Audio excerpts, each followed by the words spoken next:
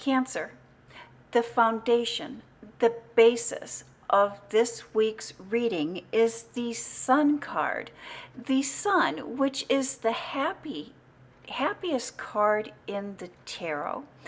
Just think of all the wonderful blessings that the Sun rains down on us. And the Sun is definitely raining blessings down on you this week. And that is backed by the Five of Swords. There's an conflict. And this is it's a practice conflict. It's just maybe more of a nuisance.